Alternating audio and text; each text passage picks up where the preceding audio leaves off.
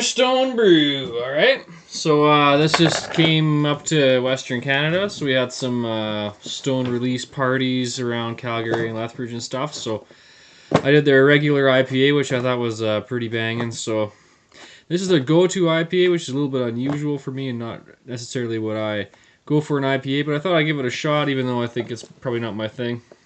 It could be because it's a 4.5% alcohol thing. And typically, I like my IPAs like really hardcore, like, you know, at least up around 6.5 at least, but more like 7 or 8%, like the doubles and stuff.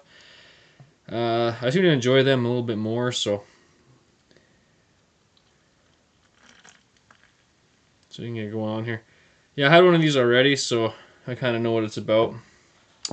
So these guys are kind of a big deal or whatever, so they're quite well established. And they're from Escondido, San Diego County, California. So they're kind of like, so far everything I've seen from them that we've had up here is some form of an IPA. So, and so like this is a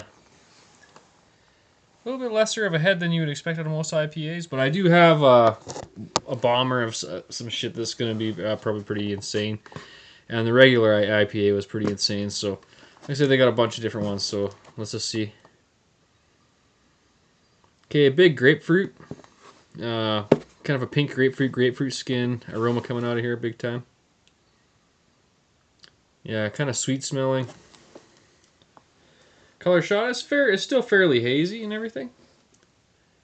There's a fair amount of carbonation coming out of here, actually.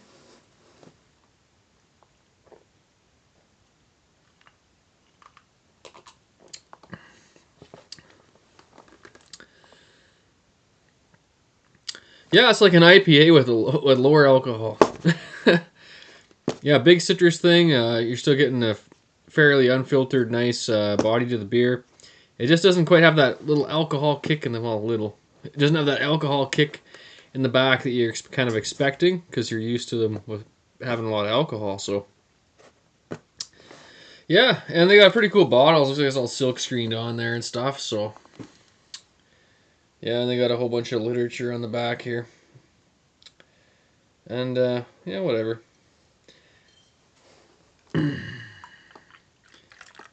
I've been wanting to try these guys for a long time since I saw they had a video chat or a video like conference with some brewers online with this guy and a few other guys. I guess it was maybe a year and a half ago, 2 years ago, and that's they had the brewmeister on there and some other guys from other breweries and stuff. So ever since that's when I first just heard of them, and so I guess, you know, finally get to try it, so that's pretty cool.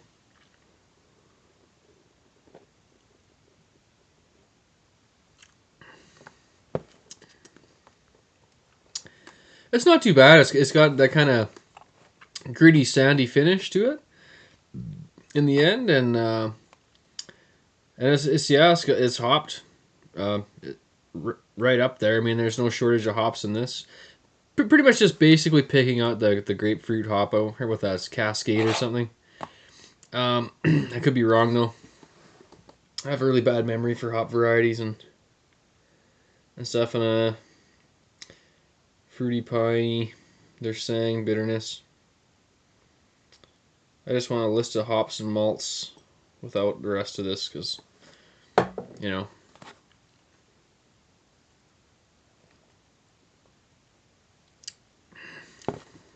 I'm a minimalist. Yeah, it's really good actually. It's really thirst quenching. Like the first one I had, I was kind of a shocker. I wasn't quite used to it, but it's pretty good. It's pretty clean. Really, it's actually quite mild, watery, drinkable. But there's like a fairly big hop presence in the back, but it's not ludicrous either. So, and like say without the alcohol, it takes a bit of that edge off. So it's an easier drinking IPA with just a bit of grapefruit hops. I think it's anybody would, well, not anybody, any beer snob would probably like this, or anyone who's into hops a little bit.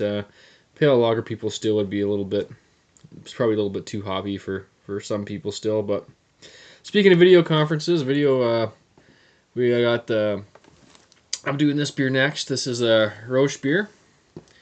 This was suggested to me by Lee Russell of Howley's Beer Reviews on Beer Dweebs United. I think he told me twice or three times gotta try Roche beer, gotta try Roche beer. So I'm like, so that stuck in my mind. So I went to the liquor store today and asked, "Do you have any Roche beers?" And the guy said no, but I got these. But this is a Roche beer. Isn't that what that is? Roche beer, Roche bi. And yeah, from Urbach in Heller Bamberg, Germany, at 6.5%. So that's a Beer Dweebs United chat for North American and Irish beer reviewers. So there's guys from all over, all kinds of beer reviewers on there. Yeah, so it's on Albino Rhinos. That's why I kind of got the whole connection thing here. This is my pint glass here. It's Earl's Albino Rhino Ale, which I've never had. I'm going to look for that. I haven't seen that beer around either. I'm just shooting this shit because this beer's review's over. I pretty much shot through this go-to IPA. And yeah, I'm really excited to try the Roche beer because it sounds like it's, from what I've seen of other reviews of it and stuff, I think I'm really going to like it. So, and this one's heavier duty than the other one I saw that Howley's did was 5.1, I think they said, and this is 6.5. So this might be a slightly different variation of that. The same thing, it's like a smoked Marzen. So I kind of wanted to try some authentic German lager, so I found this one and a Doppelbock from the same company.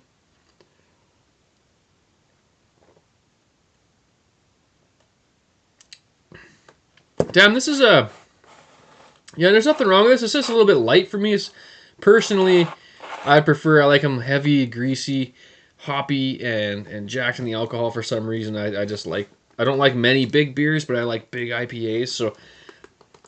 this is just a little light for me, so personally it wouldn't be my favorite IPA, but they got lots more IPAs to choose from, but I think a lot of people would like this. But I can't give it really a bad rate because the quality's there. It's well balanced in its own design and everything. Lacing good, of course, lots of hops in it. And yeah, actually, I'm liking it the more I'm drinking it, so it's definitely like 8 3/4 beer out of 11. I think that's a pretty damn good rate, and I think I'm going to like all their other IPAs a lot better than this one. But 8 3/4 is still a great rate. If that's the worst one they're putting out, not worst, it's the worst one for me. I'm looking forward to some 9s, 10s, and 11 beers from Stone. So I got another bomber. I can't remember what it is. And they got the Arrogant Bastard. I've seen that around there having all kinds of stuff coming up. So we're going to try that.